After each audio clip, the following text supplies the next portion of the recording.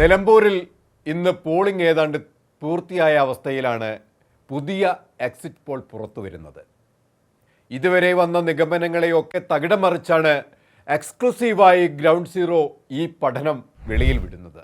മുന്നണികളും ചെറുകിട പാർട്ടികളും പ്രവർത്തകരുമൊക്കെ തങ്ങളുടെ അവകാശവാദങ്ങളിൽ ഊന്നി സമ്മതിദാനാവകാശം വിനിയോഗിച്ചു കഴിഞ്ഞു. ഇനി 3 നാൾ കാത്തിരിക്കണം ആരാണ് വിജയി എന്ന് അറിയാൻ. ഇന്ന് വോട്ടെടുപ്പ് വിനിയോഗിക്കപ്പെട്ടതിൻ്റെ കണക്കുകൾ പുറത്തു വരാനിരിക്കുന്നതേ ഉള്ളൂ.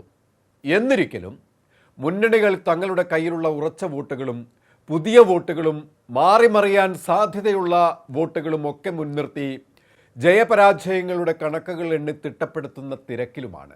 ഇതിനിടയിലാണ് പോൾ ചെയ്യപ്പെട്ട വോട്ടുകളുടെ ശതമാന കണക്കുകളെ മുൻനിർത്തി ഗ്രൗണ്ട് സീറോ നടത്തിയ ഏറ്റവും പുതിയ എക്സിറ്റ് പോൾ കണക്കുകൾ പരിശോധിക്കുന്നത്. തിരഞ്ഞെടുപ്പിന്റെ ചൂടും ചൂരും ചോരാതെ ജനകീയ മുന്നേറ്റം നടത്തി കളം നിറഞ്ഞു നിൽക്കുന്ന UDF സ്ഥാനാർത്ഥി ആര്യാടൻ ഷൗക്കത്ത് 44% വോട്ട് നേടുമെന്നാണ് കാണുന്നത്.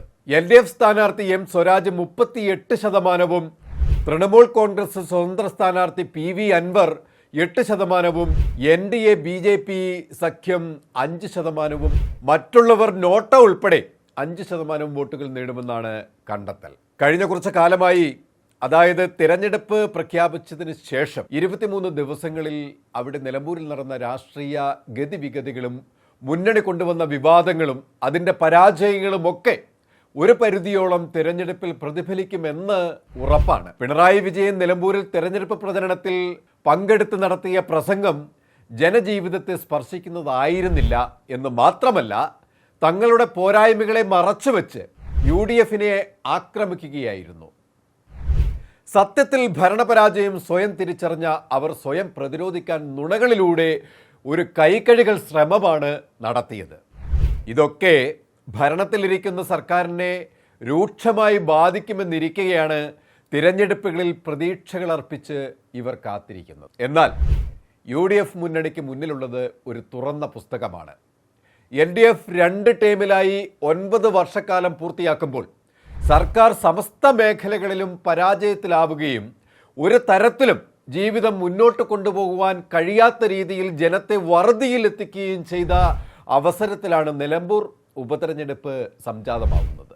അത് UDF വേണ്ട രീതിയിൽ ഇപ്പോൾ തന്നെ ഉപയോഗിച്ച് കഴിഞ്ഞു എന്നുള്ളത് പരമ യാഥാർത്ഥ്യമാണ്. അടുത്തു വരുന്ന തദ്ദേശ തിരഞ്ഞെടുപ്പും 2026 നടക്കാനിരിക്കുന്ന അസംബ്ലി തിരഞ്ഞെടുപ്പും ലക്ഷ്യം വെച്ചാണ് മുന്നണികളെല്ലാം തന്നെ നിലമ്പൂർ ഉപതെരഞ്ഞെടുപ്പിനെ സമീപിച്ചത്. തുടക്കത്തിലെ അനായാസേന UDFന്റെ വിജയം ഉറപ്പിച്ചിരുന്നുവെങ്കിലും ഈ ഉപതെരഞ്ഞെടുപ്പിന് വഴിവെച്ച PV അൻവർ കൂടി കളത്തിലിറങ്ങിയതോടെ മത്സരം അല്പം കടുത്തു.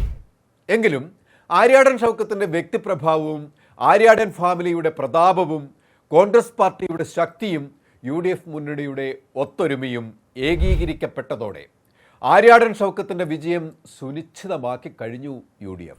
ഒരു 3ാം ഭരണം സ്വപ്നം കാണുന്ന LDF തങ്ങളുടെ കളത്തിൽ നീക്കാൻ കരുക്കളില്ലാതെ ഇപ്പോൾ നട്ടം തിരിയുന്ന കാഴ്ചയാണ്.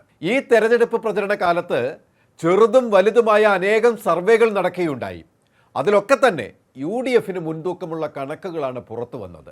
സർക്കാരിൻ്റെയും CPMൻ്റെയും 9 വർഷക്കാലത്തെ പ്രവർത്തനങ്ങളെ നിരീക്ഷിച്ചു കൊണ്ടുള്ള വിലയിരുത്തലുകളായിരുന്നു അവയൊക്കെ.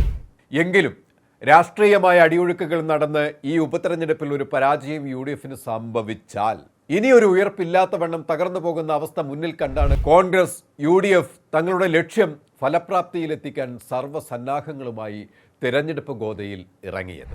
നിലമ്പൂരിൻ്റെ പാരിസ്ഥിതിക പശ്ചാത്തലത്തിൽ നോക്കിയാൽ അവിടെ വന്യമൃഗ ആക്രമണങ്ങൾക്ക് ഇരയാവുന്ന മനുഷ്യരുടെ എണ്ണം ദിനം പ്രതി വർദ്ധിച്ചു വരികയാണ്.